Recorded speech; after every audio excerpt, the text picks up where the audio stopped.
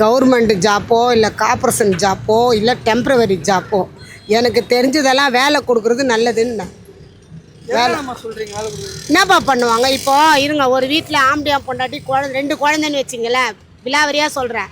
அந்த வீட்டில் ஆம்பளை இறந்துட்டாரு, அந்த 2 குழந்தையும் அந்த பொம்னாட்டியும் யார் காப்பாற்றுவாங்க? கட்சியிலேருந்து ஒரு 4 லட்சம் கொடுத்தா அவங்க பொழைச்சிக்குவாங்களா? அவங்க ஒரு 6 மாதம் செலவு பண்ணிட்டு திருப்பி நடு ரோட்டில் தான் நிற்கணும். இன்னொரு அவங்கெல்லாம் ஒருத்தரும் விவசாய குடும்பத்தில் பிறந்திருக்கிறாங்க. அவங்கெல்லாம் வாழ்வாதாரத்துக்கு ரொம்ப கஷ்டப்படுறவங்க. அவங்களுக்கு அரசு வேலை கொடுக்கல ஒன்றும் தப்பு கிடையாது. எப்படி பார்க்குறீங்க? நல்ல விஷயந்தாங்க இது. கரூரில் 40 பேர் இறந்துருக்காங்க. அவங்களுக்கு காம்பன்சேஷனும் காசும் கொடுத்துருக்காங்க. அவங்களுக்கு ஒரு பெரிய இழப்பு தான் அது. அதான் காசு கொடுத்தாலும் ஒரு வேலை கொடுத்தாலும் இழப்பு தான். ஆனாலும் அது அவங்களுக்கு ஒரு சப்போர்ட்டாக இருக்கும். ஒரு வேலை கிடைச்சதுக்கு அவங்களுக்கு கொஞ்சம் ஆறுதலாக இருக்கும். அதனால் நல்ல விஷயந்தான். இல்லை ஒன்றும் தவறு ஒன்றும் இல்லை. கவர்மெண்ட் ஜாப்போ இல்லை கார்ப்பரேஷன் ஜாப்போ இல்லை டெம்ப்ரவரி ஜாப்போ எனக்கு தெரிஞ்சதெல்லாம் வேலை கொடுக்குறது நல்லதுன்னு வேலை என்னப்பா பண்ணுவாங்க. இப்போ இருங்க, ஒரு வீட்டில் ஆம்படியா பொண்டாட்டி 2 குழந்தைன்னு வச்சிங்களேன், விலாவரியாக சொல்கிறேன். அந்த வீட்டில் ஆம்பளை இறந்துட்டாரு, அந்த 2 குழந்தையும் அந்த பொம்னாட்டியும் யார் காப்பாற்றுவாங்க? கட்சியிலேருந்து ஒரு 4 லட்சம் கொடுத்தா அவங்க பொழைச்சிக்குவாங்களா? அவங்க ஒரு 6 மாதம் செலவு பண்ணிட்டு திருப்பி நடு ரோட்டில் தான் நிற்கணும். இன்னொரு விஷயம், ஒரு விடோ இருக்கிறாங்க, விடோவுக்கு 3 குழந்தைங்க இருக்குது. அந்த 3 குழந்தைங்களில் 2 பையன் இறந்துடுறான்னு வச்சுக்கோங்க. அந்த ஒரு 3 வயசு பொம்பளை புள்ள அந்த அம்மாவுக்கு சம்பாரிச்சு கொடுக்குமா? அந்த அம்மா யாரை போய் கேட்பாங்க? அந்த அம்மா அங்கே அனாதையாக தானே நிற்கிறாங்க. அவங்களுக்கு ஒரு பெருக்கிற வேலையோ இல்லை ஆஃபீஸ் கழுவுற துடைக்கிற வேலையோ கொடுத்தா அவங்க குடும்பத்தை அவங்க தள்ளின்னு போவாங்க. இன்னொரு வீட்டில் 4 பையன் இருப்பான், அதில் 2 பையன் அங்கே செத்து போகிறான். அந்த 2 பையன் 5 வயசு 7 வயசு தான் இருக்குன்னு வச்சுங்க, அவங்க காப்பாற்றுவாங்களா? அப்போ அந்த அம்மாவுக்கு ஒரு வேலை போட்டு கொடுத்தா அந்த குடும்பம் பிடிக்கும். இதான் ரீசனு. நல்ல விஷயந்தாங்க இது. கரூரில் 40 பேர் இறந்துருக்காங்க. அவங்களுக்கு காம்பன்சேஷனும் காசும் கொடுத்துருக்காங்க. அவங்களுக்கு ஒரு பெரிய இழப்பு தான் அது. அதான் காசு கொடுத்தாலும் ஒரு வேலை கொடுத்தாலும் இழப்பு தான். ஆனாலும் அது அவங்களுக்கு ஒரு சப்போர்ட்டாக இருக்கும். ஒரு வேலை கிடைச்சதுக்கு அவங்களுக்கு கொஞ்சம் ஆறுதலாக இருக்கும்.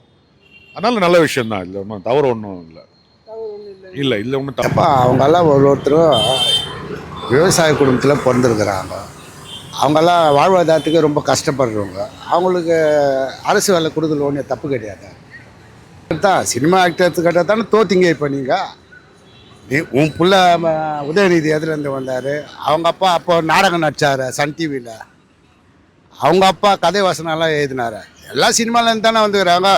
இவருக்கு மக்கள் ஆதரவு அதிகமாக இருக்கிறதுனால அந்த சினிமான்ற ஒரு வார்த்தையை யூஸ் பண்ணின்னு இருக்கிறாங்க. அதில் ஒன்றும் அவங்க சொல்லுறதால ஒன்றும் மக்கள் யாரும் அவரை நிராகரிக்க போகிறது இல்லை. ஏன்னா எங்கே கேட்டாலும் விஜய் எல்லா மனசுலேயும் இருக்கிற மாதிரி தான் எல்லாமே சொல்கிறாங்க.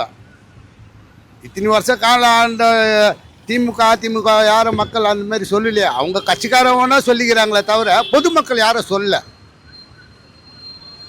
அவங்க அப்படி தான் பேசின்னு இருப்பாங்க. இது பண்ணது கரெக்டான விஷயம். எனக்கு கரெக்டுப்பா. வேலை கொடுக்குறதும் நல்லது. செத்தவங்க வீட்டில் ஒவ்வொருத்துக்கு தானே கொடுக்க போகிறாங்க. இப்போ அண்ணன் தம்பி 4 பேரில் ஒரு அண்ணன் செத்துட்டா 3 தம்பிக்கு வேலை கொடுப்பாங்க. அப்படி கொடுக்க மாட்டாங்க. அவ்வளோ ஒன்றும் அறிவு இல்லாமல் யாரும் இல்லை அரசியலில். அறுவோட தான் செய்வாங்க. ஆனால் சில பேர் என்ன சொல்கிறாங்கம்மா, இது நடிகரை போய் பார்த்து தானே உயிர் போனாங்க, பெரிய தியாகம் பண்ண மாதிரி. ராஜீவ்காந்தியை பார்க்க போனாங்க, அதுக்கு பதில் கேளுப்பா. ராஜீவ்காந்தியே பார்க்க போனாங்கப்பா, மீட்டிங் போனாங்கப்பா. அவ்வளோ பேரை இறந்துட்டாங்க பாம்பு அடிச்சு. அப்போ அவங்க யாரை பார்க்க போனாங்க? அவங்க தற்செயலாக மீட்டிங் மக்களை வச்சாங்க. மக்களும் ராஜீவ்காந்தி மீட்டிங்கை பார்க்க போனாங்க. அவ்வளோ பேர் இறந்துட்டாங்க, அதுக்கு பதில் கேளுப்பா. ஸோ இதே பார்த்தீங்கன்னா கரூருக்கு போயிட்டு ஆழ்ந்த இறக்கங்கள் தெரிவிப்பாருன்னு பார்த்தா ஃபுல்லாக சினிமா டைலாக்கு இப்போ எதிர்கட்சியை கலாய்ச்சிட்டு இருக்காங்க. இப்போ தானேப்பா சொன்னதே சொன்னேன். இவங்க அவங்கள கலாய்ப்பாங்க, அவங்க இவங்கள கலாய்ப்பாங்க. நம்மளை என்ன மாரி 4 பொம்பளைங்க குறை சொல்லுவாங்க. இன்னொரு 4 பொண்ணுங்க என்ன பண்ணால் விஜய்க்கு சப்போர்ட் பண்ணோம். 4 பேர் ஸ்டாலினுக்கு சப்போர்ட் பண்ணுவாங்க. இதெல்லாம் இயற்கைப்பா. இதெல்லாம் ஒரு இஷ்யூவாக நாங்கள் எடுத்துக்கல. விஜய் கட்சியில் இருக்கிறவங்க இதெல்லாம் ஒரு பெருசாக நாங்கள் எடுத்துக்கல. எத்தனை வருஷம் இவர் ஆள் வரும்னு நீங்கள் நினைக்கிறீங்க? எனக்கு தெரிஞ்சு இனிமேல் அவர் வந்துன்னு தான் இருப்பார். இப்போ வந்த ஓட்டோட நெக்ஸ்ட் டைம் அதிக ஓட்டு வர வாய்ப்பு இருக்குது. ஓகே, நன்றிம்மா. ஓகே. இதுக்கு முன்னாடி எவ்வளோ கவர்மெண்ட்டில் கொடுத்துருக்காங்களா? அப்போ அதெல்லாம் மட்டும் ஏன் கேட்கல நீங்கள்? இதே அதிமுக ஆட்சியில் கருணை அடிப்படையில் வேலை கொடுத்துருக்காங்க, திமுக ஆட்சியிலும் கருணை அடிப்படையில் வேலை கொடுத்துருக்காங்க. அப்போல்லாம் இந்த கொஸ்டின் வரலையே, இப்போ மட்டும் ஏன் கரூர் சம்பவம் மட்டும் கொஸ்டின் வருது? இப்போது ஒருத்தர் அரசு அதிகாரி ஒரு ஆக்ஷனில் இறந்துறாருன்னா கருணை அடிப்படையில் அவங்களுக்கு வீட்டில் ஒரு வேலை கொடுக்குறாங்க. அப்போது அவங்க அந்த எக்ஸாம்லாம் எழுதினா தான் கொடுக்கணுன்ற ஒரு அவசியம் இல்லை. அதே மாதிரி தான் இதுவும், புரியுதுங்களா? பிடிசியில் ஒருத்தர் ஒர்க் பண்ணுறாரு, திடீர்னு ஒரு ஹார்ட் அட்டாக்ல இறந்துறாரு. ரயில்வேல ஒருத்தர் ஒர்க் பண்ணுறாரு, ஏன்னா அவங்க ஃபாதருக்கு, அவங்க சன்னுக்கோ இல்லை அவங்க டாக்டருக்கோ கவர்மெண்ட்டில் ஒரு வேலை கொடுக்குறாங்க. அதே மாதிரி இதையும் எடுத்துங்க, 41 பேர் இறந்துட்டாங்க, அவங்களுக்கு வந்து கவர்மெண்ட்லேருந்து ஒரு வேலை கொடுக்குறது, இதில் ஒன்றும் இதுவே கிடையாது. எல்லா ஆட்சியிலையும் நடக்கிறது தான். இது மட்டும் தான் பெருசுப்படுத்துறாங்க, வேறு எதுவும் கிடையாது. எல்லா ஆட்சிலையும் வேலை கொடுக்குறாங்க, பணம் அப்போ நீங்கள் முதல்லயே பணம் கொடுக்காதீங்க, எதுவுமே கொடுக்காதீங்கன்னு அப்போது கேட்க வேண்டியது தானே? அதையும் கேட்கணும்ல.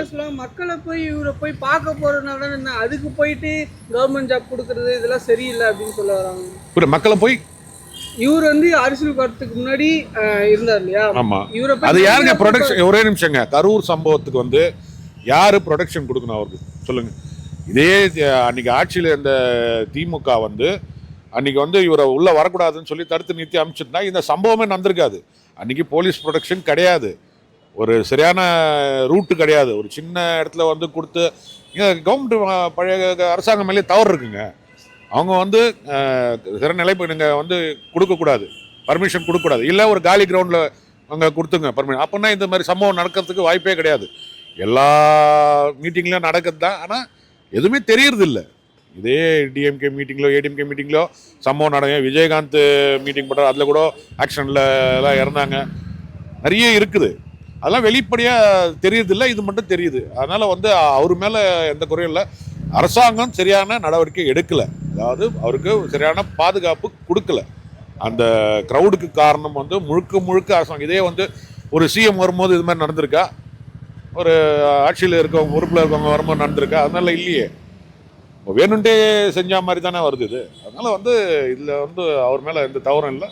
அரசாங்கம் தான் அதுக்கு முழு பொறுப்பு ஏற்றுக்கணும். அதாவது முன்னாடி இந்த அரசாங்கம். அவர்களே, தளபதி அவர்களே, அம்மா உணவகத்தில் வேலை செய்கிறவங்க பாவம் 9,000 ரூபாய் சம்பளம் வாங்கினதுங்க, வெறும் 4,500 தான் வாங்குறாங்க. அவங்களுக்கு ஏதாவது கொஞ்சம் சம்பளம் ஏற்றி கொடுங்க. நீங்கள் பர்மிட் பண்ணுறது பர்மிட் பண்ணாது உங்கள் விருப்பம். ஏன்னா நீங்கள் பண்ணுவீங்க, எங்கே இருக்கிறவங்களுக்கு ஒரு 40 பேருக்கு நீங்கள் அப்பாயின்மெண்ட் ஆர்டர் கொடுத்துறப்போ இவங்க 12 வருஷம் 13 வருஷம் செய்கிறாங்க. இவங்களுக்கு கண்டிப்பாக நீங்கள் பர்மிட் பண்ணணும். அதே போல் சம்பளத்தை கொஞ்சம் ஏற்றி கொடுங்க. அதேமாதிரி இந்த பஸ்ஸில் போகிறாங்க பாருங்கள், நம்ம மகளிர், நம்ம அக்கா தங்கச்சிங்க, நம்ம அம்மாங்கள் தான் போகிறாங்க, அவங்களுக்கு கொஞ்சம் மரியாதையாக நடத்துக்க சொல்லுங்கள் நடத்துனர். அதே போல் சிஎம் அவர்களே, மாதம் யூனிட் எடுக்க சொல்லுங்கள். கரண்ட் பில் எடுக்கணும் கண்டிப்பாக சரியாகவே வந்து பண்ண மாட்டாங்க. அவங்க என்னவோ அவங்க இஷ்டத்துக்கு வராங்க பண்ணுறாங்க. ஒரு சரியான ஒரு நடைமுறையே கிடையாது. மாதம் யூனிட் கணக்கு எடுத்தீங்கன்னா ஏழை முதல் மட்டும் எல்லாருக்கும் நல்லது, ஒரு யூஸ்ஃபுல்லாக இருக்கும். ஒரு 500 யூனிட் மேலே அதிகமாக போயிடுச்சுன்னா அப்படியே டபுள் ஆகுது. சிஎம் சார், எனக்கு முக்கியமான ஒரு கோரிக்கை, நான் கொளத்தூர் சார்பாக இந்த கோரிக்கை வைக்கிறேன். சென்னை கொளத்தூர் ஸ்டாலின் தொகுதியில் நீங்கள் வெற்றி பெற்றிருக்கீங்க உங்கள் கட்சி.